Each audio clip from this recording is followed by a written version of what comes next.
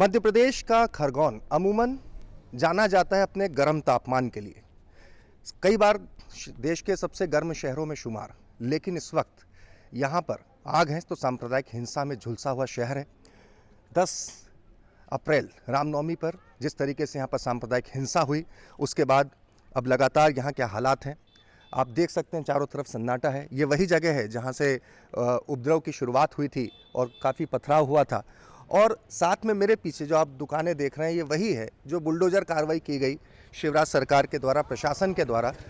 जो आरोपी थे उनकी दुकानों को, मकानों को इस तरीके से जमींदोज किया गया बुलडोज़र चला के। बहरहाल इस वक्त कर्फ्यू का तीसरा दिन है और पूरे खरगोन में मुकम्मल कर्फ्यू है। यहाँ पर कर्फ्यू में कोई ढील भी नहीं दी गई है और हालात कुछ ऐसे हैं। ये सन्नाटा अपने आप में बताने के लिए काफ़ी भारी तादाद में पुलिस फोर्स तैनात है, जैसा कि आप देख सकते हैं। चारों तरफ यहाँ पर पुलिस भी है और इसी के चलते फिर सहयोगी उमेश रेवलिया हमारे साथ में है।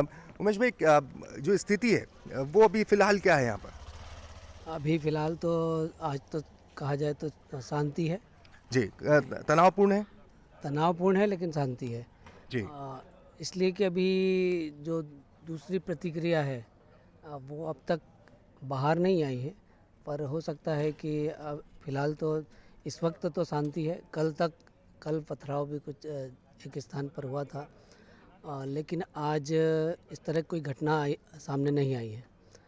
और आज प्रशासन की कार्रवाई भी रुकी हुई है ना। तो कितने लोगों की गिरफ्तारी हो चुकी है उमेश भाई? अभी तक आईजी इंदौर से हमारी बात हुई थी, उनका कहना है कि 95 लोगों को गिरफ्तार किया गया है और करीब 200 लोग अरेस्ट किए जा सकते हैं। और जी, और ये जो कार्रवाई चल रही थी तोड़फोड़ की, ये कितनी संपत्तियों पे की गई, कहाँ की गई? एक तो हम ये देख ही रहे हैं जहाँ पर जिस तरीके से ये कार्रवाई की गई, और कहाँ की गई? ये एक तो तालाब चौक पर की गई है, एक छोटी मोहन टाकिज पर शुरुआत में वहीं से शुरुआत हुई थी और उसके बाद खसखसवाड़ी में कार्रवाई की गई और मोहन टाकिज में कल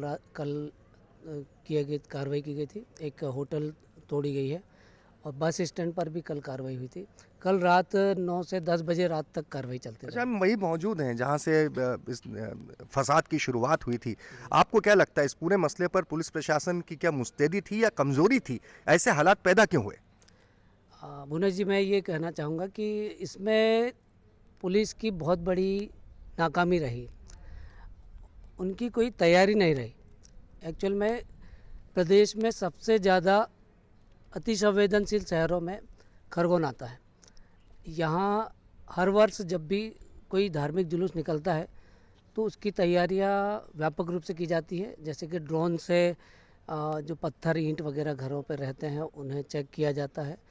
फ्लैग मार्च निकलता है, बार निकलता है, लेकिन इस बार कुछ नहीं हुआ। इस बार कुछ नहीं हुआ और इंटेलिजेंस फेल्यूर था। इंटेलिजेंस पूरी तरह से फेल था।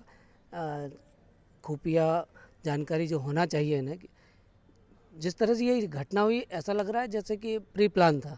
तो इसलिए इसमें पुलिस को बहुत मुस्तैदी से काम करना चाहिए था और इस मामले में पुलिस पूरी तरह से फेल रही और ये इसी का परिणाम है। जी।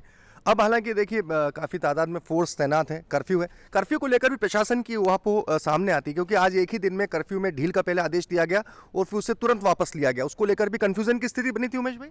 जी, कर्फ्यू को लेकर आज सुबह ये स्थिति थी कि पहले आदेश जारी कर दिए गए, अनाउंसमेंट भी हो गया कि 11 से 12 बजे तक के लिए छूट दी जा रही है और उसके बाद में उस आदेश को वापस ले लिया गया और तत्काल फिर से कर्फ्यू लागू कर दिया गया। देखिए, तो ये दरअसल बताता है कि आखिर प्रशासन के भीतर कन्फ्यूज़न है। लेकिन बहरहाल हम देख सकते हैं इस स्थिति परिस्थिति में शादी ब्याह का फिर से एक सीज़न है।